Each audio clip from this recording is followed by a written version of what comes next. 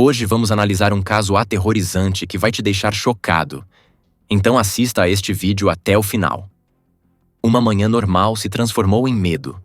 O fazendeiro, acostumado à sua rotina, havia saído para inspecionar uma parte remota de sua propriedade.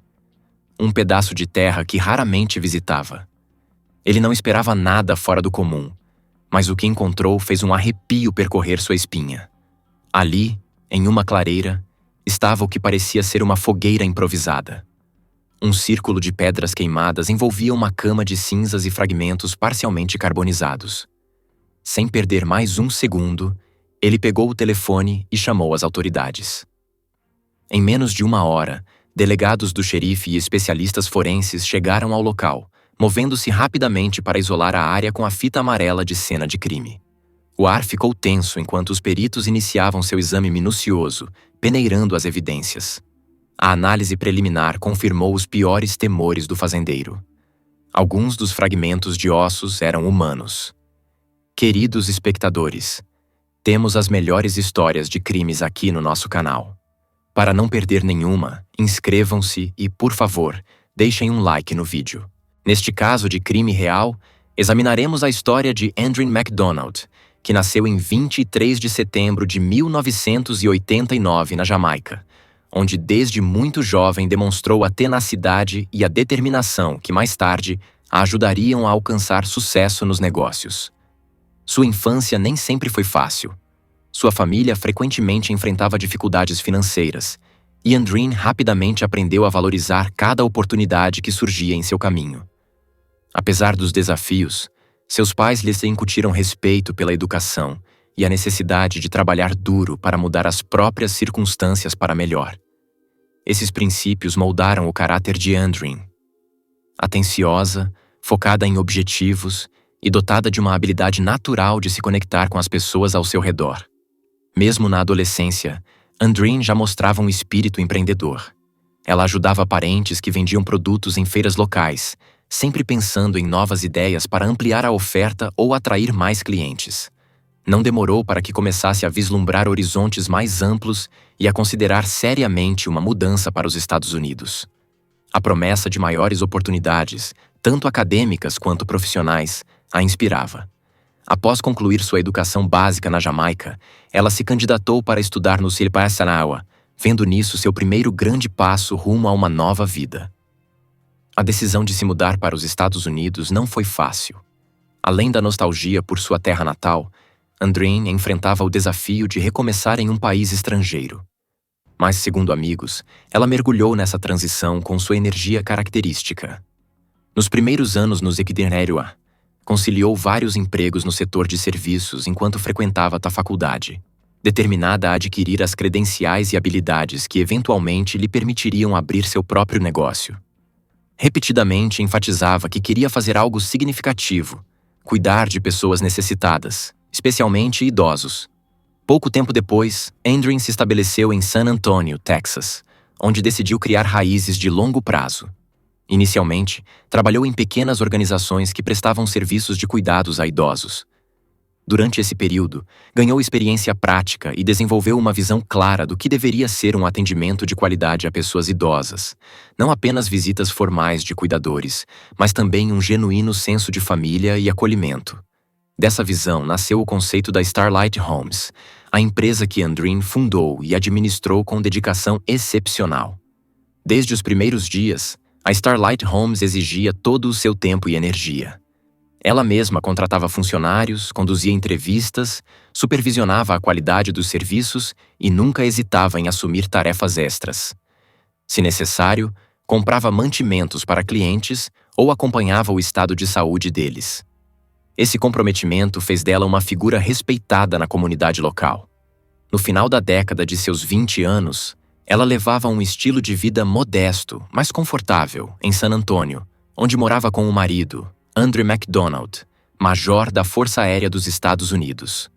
Juntos, apresentavam aquilo que a maioria das pessoas consideraria um casal perfeito. Financeiramente estáveis, socialmente ativos e aparentemente apoiando as ambições um do outro.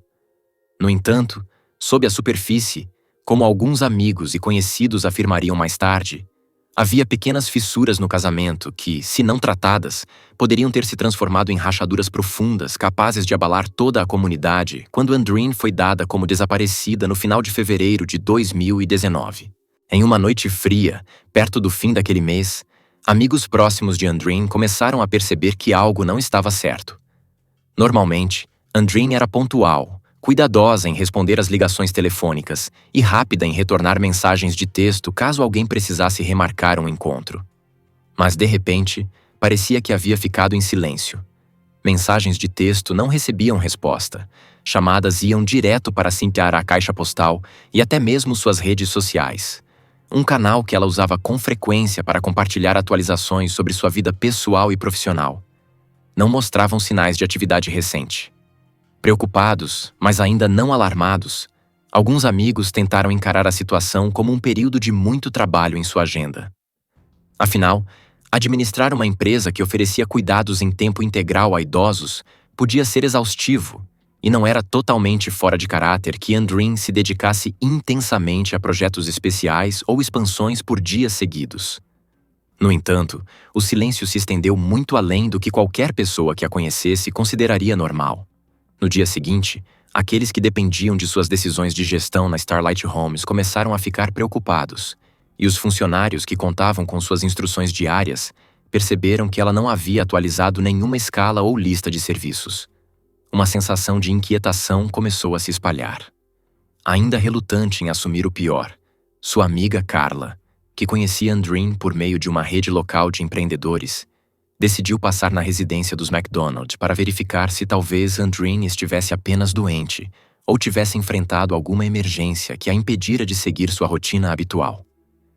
Carla lembrava que Andreen costumava cuidar pessoalmente de cada detalhe, raramente delegando tarefas que envolviam o bem-estar de seus clientes, a menos que fosse absolutamente necessário. Chegando no fim da tarde, Carla bateu e esperou pacientemente na porta. O silêncio que a recebeu soava perturbador. Não havia latido de cachorro, nem passos apressados vindos de dentro, e tampouco sinais de alguém pelas janelas da frente. Carla tentou ligar novamente para o número de Andreen, mas o resultado foi o mesmo, direto para a caixa postal. Naquele instante, Carla sentiu uma inquietante sensação de pressentimento. Ela tinha uma chave da casa de Andreen, já que eram amigas próximas e ocasionalmente cuidavam das propriedades uma da outra, mas hesitou em usá-la sem permissão. Depois de alguns minutos andando nervosamente pela varanda, cedeu à sua ansiedade e ligou para as autoridades pedindo uma verificação de bem-estar, explicando que era altamente incomum Andreen estar tão inacessível. Quando os delegados do xerife chegaram, notaram que nada parecia anormal do lado de fora. O gramado estava em bom estado, a caixa de correios sem excesso de cartas ou pacotes, e não havia sinais imediatos de arrombamento. No entanto, ao entrarem na casa, encontraram um silêncio perturbador em todos os cômodos. A bolsa de Andreen, item que ela sempre carregava consigo, estava sobre o balcão da cozinha. Seus pertences pessoais, incluindo chaves e um carregador de celular, estavam espalhados de maneira que sugeria que ela estava no meio de um dia comum. Detetives mais tarde comentariam que a cena parecia como se a dona da casa simplesmente tivesse desaparecido no ar no meio de tarefas rotineiras, deixando para trás todos os itens essenciais que qualquer pessoa levaria, caso pretendesse sair por mais de alguns minutos. A sensação de que algo sinistro poderia ter acontecido pairava no ar, mesmo sem sinais imediatos de violência. Nas horas seguintes, os delegados percorreram o imóvel anotando cuidadosamente cada detalhe que pudesse indicar para onde Andreen havia ido ou em quais circunstâncias teria saído. No quarto principal, algumas roupas estavam jogadas de qualquer maneira sobre uma cadeira, enquanto a cama estava parcialmente arrumada, como se alguém tivesse começado a tarefa, mas não concluído. No andar de baixo, a sala de estar permanecia em grande parte organizada, embora um detetive tenha encontrado um pedaço de papel amassado perto do sofá. Mais tarde, identificado como uma lista de compras que incluía itens que Andreen planejava adquirir naquela semana. Quanto mais buscavam, mais claro ficava que a situação não condizia com a ideia de que ela simplesmente tivesse feito uma viagem repentina. Em poucos dias, um esforço comunitário para localizar Andreen ganhou força, coordenado em parte por seus amigos mais próximos, que estavam convictos de que algo havia acontecido, já que Andrienne jamais abandonaria suas responsabilidades, muito menos sua empresa e sua filha pequena. Em meio a essa crescente preocupação, a polícia intensificou a investigação inicial, conduzindo entrevistas com qualquer pessoa que pudesse ter tido contato com Andrienne nos dias ou horas anteriores ao seu desaparecimento. Alguns funcionários da Starlight Homes foram questionados sobre o humor dela, sua rotina recente e quaisquer circunstâncias fora do comum que tivessem notado. Alguns relataram que ela parecia um pouco estressada, mas não de um jeito que despertasse grandes suspeitas. Outros funcionários mencionaram que raramente interagiam com o marido dela, André, já que ele mantinha um perfil discreto, apesar de morar na mesma casa de onde Andrienne às vezes coordenava atividades da empresa. Um dos empregados recordou tê-lo visto apenas uma vez, de passagem, descrevendo-o como educado, mas retraído, sem oferecer qualquer percepção real sobre a dinâmica do casal dentro de casa. Durante as primeiras 72 horas, a prioridade dos detetives era determinar se o desaparecimento de Andrienne tinha sido voluntário ou resultado de algum crime. Eles consideraram a possibilidade de uma crise de saúde mental, uma viagem não anunciada de volta à Jamaica, ou até mesmo um desejo repentino de se afastar de seus compromissos profissionais e conjugais. No entanto, nenhuma dessas teorias ganhou força quando comparadas às evidências encontradas na casa e à consistência de seu comportamento no passado. Além disso, registros telefônicos e bancários não mostravam qualquer atividade incomum que indicasse grandes planos. Ela não havia sacado grandes quantias em dinheiro, nem comprado passagens aéreas de última hora. À medida que os investigadores aprofundavam o caso, encontraram sinais sutis de que a situação em casa poderia ser mais complicada do que parecia. Embora os vizinhos em geral não relatassem brigas ou distúrbios domésticos, uma mulher que morava só em algumas casas de distância comentou que em algumas ocasiões percebeu o carro de Andrienne saindo da garagem tarde da noite, retornando pouco depois, como se ela estivesse dando voltas curtas para clarear a mente. Outro vizinho mencionou ter ouvido conversas abafadas através das paredes, mas admitiu que poderia ter sido apenas uma televisão ou uma conversa normal em tom mais elevado. Apesar da fachada aparentemente comum, esses pequenos indícios de tensão não se conectavam imediatamente em uma narrativa clara sobre o que de fato poderia ter acontecido com Andrienne. Com o passar dos dias e o desaparecimento se estendendo por uma semana, o sentimento de angústia entre seus amigos e familiares se intensificou. As autoridades continuaram a analisar possíveis pistas. Uma pegada parcial perto da porta dos fundos, uma marca de arranhão no chão da cozinha que parecia mais recente do que o desgaste ao redor, e um pequeno risco na parede próxima à escada. Nenhum desses vestígios provava de forma definitiva uma altercação, tampouco confirmava que Andrienne tivesse sido levada à força de casa. Uma pista particularmente intrigante surgiu nos registros telefônicos dela. De acordo com os dados recuperados pelos investigadores, seu celular parou de registrar qualquer atividade na noite de 28 de fevereiro de 2019, sem mais chamadas, mensagens ou uso de dados.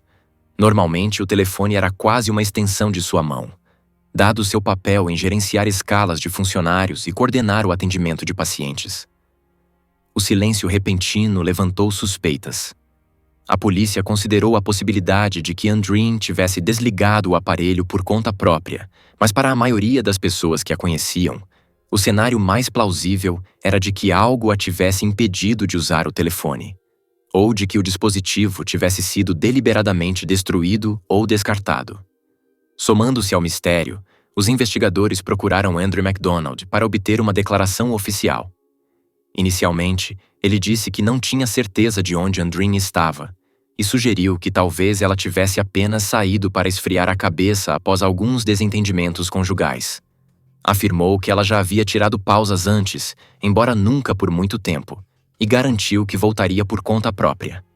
Os detetives acharam sua atitude um tanto indiferente, especialmente em contraste com o pânico evidente de amigos e familiares dela. Quando pressionado por detalhes, como o momento exato em que a tinha visto pela última vez e se haviam discutido, Andre deu respostas vagas, repetindo que Andrienne era independente e poderia estar onde quisesse. Ele não demonstrou disposição em registrar ele mesmo um boletim de ocorrência de pessoa desaparecida, apesar da ausência evidente dela.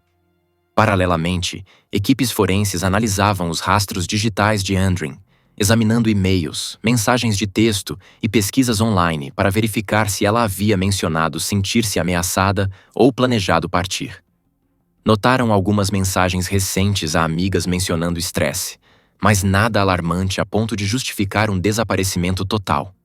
Enquanto isso, a polícia entrou em contato discretamente com estabelecimentos próximos à casa dos MacDonald para verificar se câmeras de segurança poderiam mostrar Andrin fazendo compras ou resolvendo tarefas no dia em que foi vista pela última vez.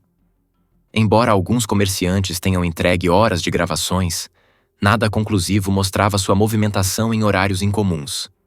À medida que os dias após o desaparecimento de Andrin MacDonald se transformaram em semanas, a comunidade de San Antonio, já abalada pelo mistério de seu sumiço repentino, passou a se concentrar em uma questão: qual o papel, se é que havia algum, de seu marido, Andrew MacDonald?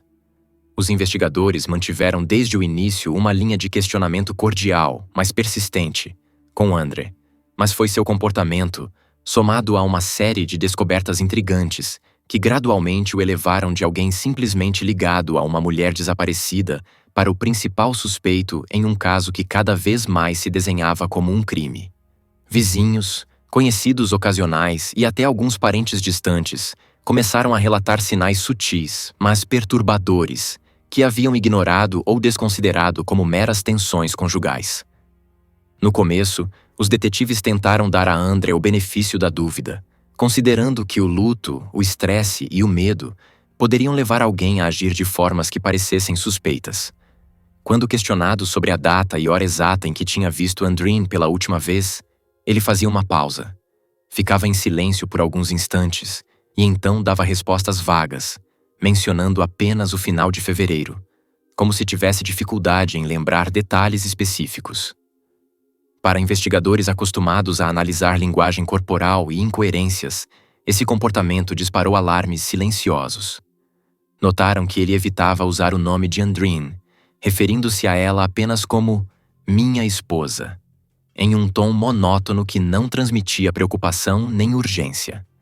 Uma análise mais detalhada da casa, especialmente da garagem, reforçou ainda mais a ideia de que algo errado havia acontecido. Embora nada estivesse claramente danificado ou destruído, o cheiro forte de produtos de limpeza permanecia em alguns cantos da garagem e da cozinha. A princípio, os detetives atribuíram isso ao zelo rotineiro.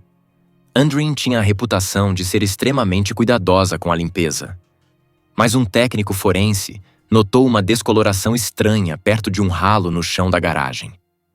Poderia ser ferrugem, graxa ou qualquer substância inofensiva, mas a presença de excesso de produtos de limpeza naquele mesmo local sugeria uma tentativa apressada de apagar algo. Testes seriam realizados para verificar se havia sangue ou outro material biológico, mas os resultados não foram imediatos. Ao mesmo tempo, a equipe de investigação começou a seguir o rastro financeiro de André. Muitas vezes não há fonte mais confiável de verdade em uma investigação do que recibos e extratos bancários. O que encontraram em seu histórico recente de compras chamou atenção. Várias transações em rápida sucessão para itens que pareciam suspeitos diante do desaparecimento da esposa. Especificamente, nos dias em torno da última vez que Andrin foi vista, o cartão de débito de Andre registrou compras de grandes sacos de lixo, luvas resistentes, uma pá e uma quantidade significativa de gasolina.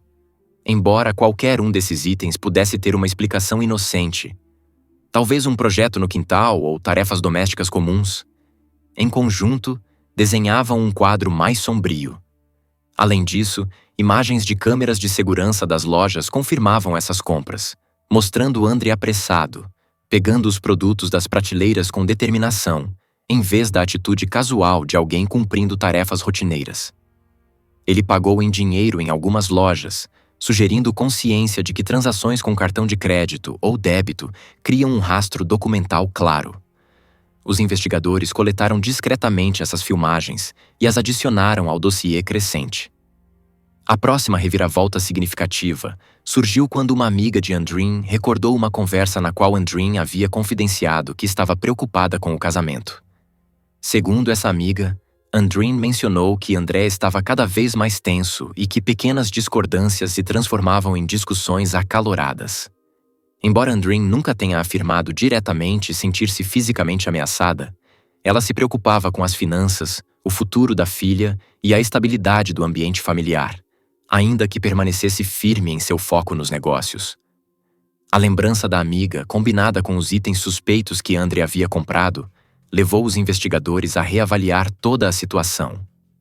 Até aquele momento, tinham sido cautelosos em não apontar Andre sem uma causa substancial, mas agora parecia haver motivos de sobra para aumentar a pressão. Cada nova evidência abria caminhos adicionais de questionamento. Por que Andre seria evasivo quanto às compras se realmente fossem para fins banais, como jardinagem ou tarefas domésticas rotineiras? Por que ele não parecia alarmado pelo fato de sua esposa de vários anos, que ele afirmava ter saído por conta própria, ainda não ter voltado ou feito contato? Quando confrontado diretamente com essas perguntas, Andre mantinha respostas vagas, reiterando que Andreen era independente e insinuando que ela tinha um histórico de breves desaparecimentos, uma afirmação que ninguém próximo a ela conseguia confirmar. Os detetives observaram seu estado emocional, notando que, às vezes, ele demonstrava irritação ou frustração com as perguntas, mas raramente preocupação ou desespero em encontrar a esposa. Longe de inocentá-lo, seu comportamento apenas serviu para intensificar a corrente de suspeita. Quando a mídia local percebeu que as autoridades estavam focando no marido de Andreen, o interesse público no caso disparou. A polícia, no entanto, alertava contra conclusões precipitadas. Em um esforço para aprofundar a investigação, um novo mandado de busca foi obtido para a propriedade dos MacDonald. Durante essa varredura mais extensa, os investigadores examinaram vãos, armários e contêineres de armazenamento, na esperança de encontrar qualquer vestígio de Andreen, fossem documentos pessoais, diários ou evidências físicas que indicassem seu paradeiro. Uma busca minuciosa no porão revelou uma pequena coleção de produtos de limpeza e uma garrafa de água sanitária pela metade, mas nenhum sinal conclusivo de que um crime havia ocorrido ali. Do lado de fora, em um canto do quintal, os detetives encontraram uma área de solo revolvido que inicialmente temeram ser um local de enterro clandestino. Contudo, após a inspeção mais detalhada, verificou-se tratar-se de um espaço recentemente usado para descartar restos de jardim. Ao menos essa foi a explicação dada por Andre, que estava na propriedade no momento da busca. Técnicos da cena do crime sondaram o solo, coletando amostras para testes de possíveis evidências forenses. Logo, a notícia de que a polícia havia descoberto itens suspeitos ligados a Andre se espalhou, alimentando ainda mais a opinião pública. Enquanto isso, os investigadores passaram a monitorar discretamente os movimentos de Andre, rastreando seu telefone e até colocando vigilância discreta em suas atividades para garantir que ele não deixasse a cidade ou tentasse destruir mais provas. O ponto de virada que elevou André de pessoa de interesse a suspeito ocorreu de forma inesperada, por meio de uma combinação de denúncias da comunidade e um avanço forense crucial. Uma vizinha, que inicialmente havia escolhido permanecer em silêncio, decidiu se apresentar e relatar que tinha visto Andre carregando grandes sacos plásticos pretos no porta-malas de um carro nas primeiras horas da manhã de 1º de março. A manhã seguinte, a última vez em que Andreen foi vista. Na época, a vizinha achou aquilo estranho, mas não necessariamente incriminador. Só após assistir a uma reportagem local sobre as discrepâncias na linha do tempo de André, é que ela percebeu a importância do que havia presenciado. À medida que os detetives continuaram entrevistando pessoas que poderiam ter conhecimento da vida pessoal dos MacDonald, veio à tona que, nas semanas que antecederam o desaparecimento de Andreen, o casal havia sido ouvido discutindo sobre finanças e decisões relacionadas ao negócio. Vários amigos contaram aos investigadores que Andreen era a principal provedora financeira, o que possivelmente feria o ego de André e alimentava ressentimento de forma velada. Ao analisar os registros telefônicos, os investigadores descobriram que André havia apagado uma grande quantidade de mensagens de texto por volta do período em que Andreen desapareceu, sugerindo um esforço deliberado para eliminar comunicações potencialmente incriminatórias. Paralelamente, uma investigação minuciosa da vida digital de André revelou pesquisas na internet sobre técnicas de descarte de corpos e como lidar com fluidos corporais. Embora algumas buscas estivessem incompletas ou apagadas, especialistas forenses conseguiram reunir dados suficientes para comprovar que Andre havia acessado esses sites. Essa descoberta, somada às revelações anteriores sobre as compras suspeitas, ampliou a sensação de urgência da investigação. Com Andre já preso sob acusação de adulteração de provas, os promotores começaram a montar a estrutura de um caso, plenamente cientes da necessidade de localizar o corpo de Andreen para aumentar as chances de uma condenação bem-sucedida. Ao longo das semanas escaldantes que se seguiram à prisão de Andre MacDonald, sob acusação de adulteração de evidências, a especulação pública sobre o destino de Andreen MacDonald só aumentou. Amigos, familiares e cidadãos preocupados vasculharam bairros locais, áreas verdes e zonas rurais ao redor de San Antônio, em busca de qualquer sinal da mulher desaparecida, na esperança de que ela ainda estivesse viva. Enquanto isso, a polícia continuava a reconstruir a linha do tempo das últimas horas de Andre, com foco em sinais de torres de celular e dados de GPS de veículos que sugeriam que Andre MacDonald havia viajado para locais remotos nos dias posteriores ao desaparecimento da esposa. Embora sua explicação oficial para essas idas variasse entre precisar de espaço para pensar e resolver tarefas, os investigadores suspeitavam de uma motivação mais sombria. Compararam esses rastros digitais a propriedades abandonadas, áreas densamente arborizadas e terras agrícolas periféricas, levantando a hipótese de que, se Andre tivesse cometido o impensável, poderia ter procurado um local isolado para tentar esconder todas as evidências do crime. Eventualmente, uma denúncia crucial chegou de uma fonte improvável. Um fazendeiro local que havia ouvido falar do desaparecimento de Andreen e se lembrou de um detalhe que o deixou intrigado. O fazendeiro contou aos investigadores que havia descoberto o que parecia ser uma fogueira improvisada em uma parte remota de sua propriedade. Um pedaço de terra que raramente visitava. A fogueira estava cercada por pedras chamuscadas e coberta por fragmentos parcialmente queimados que, à primeira vista, pareciam ossos de animais. No entanto, algo no formato deles e nos destroços ao redor, pedaços de roupa carbonizados, metal retorcido possivelmente de joias, o deixou desconfiado. Com voz cansada, ele confessou que se sentia desconfortável em pensar que aquilo poderia estar ligado ao caso de Andreen, mas temia que, de fato, fosse. Delegados do xerife e especialistas forenses correram até o local, isolando cuidadosamente a área com fita amarela. Nas horas seguintes, a equipe vasculhou meticulosamente camadas de cinzas, solo e destroços, usando peneiras de malha fina para separar até os menores fragmentos de ossos. O exame preliminar sugeriu que alguns dos fragmentos eram humanos, provavelmente do crânio, do torso e de ossos longos de uma mulher adulta. Embora gravemente danificados pelo fogo, certos segmentos permaneceram intactos o suficiente para possíveis testes de DNA, ou ao menos identificação parcial. Vários pedaços de tecido também foram encontrados, quase irreconhecíveis pelas queimaduras, que poderiam corresponder ao tipo de roupa que Andreen usava quando foi vista pela última vez. Fotógrafos forenses registraram meticulosamente cada fragmento, enquanto técnicos colocavam cada item em sacos de evidência devidamente identificados. A descoberta causou choque entre a equipe de investigação. Se aqueles fossem os restos mortais de Andreen, isso confirmava o que muitos temiam, que ela não estava apenas desaparecida, mas havia encontrado um destino violento e fatal. Ainda assim, o quebra-cabeça estava longe de ser resolvido. A questão agora era se aquele local havia sido onde ela foi morta ou se os restos tinham sido transportados para lá posteriormente. Testes iniciais dos restos, realizados no Instituto Médico Legal do Condado, mostraram grande probabilidade de pertencerem a uma jovem adulta com altura e porte físico semelhantes aos de Andreen. A análise de DNA, no entanto, levaria mais tempo, deixando os investigadores relutantes em fazer um anúncio formal até que possuíssem uma confirmação irrefutável. Enquanto isso, especulações privadas explodiram entre o pessoal da aplicação da lei, a imprensa e o público em geral. Seguindo o procedimento padrão, o escritório do xerife providenciou para que um antropólogo especializado examinasse os fragmentos de ossos de forma mais minuciosa, na esperança de encontrar quaisquer marcadores distintivos.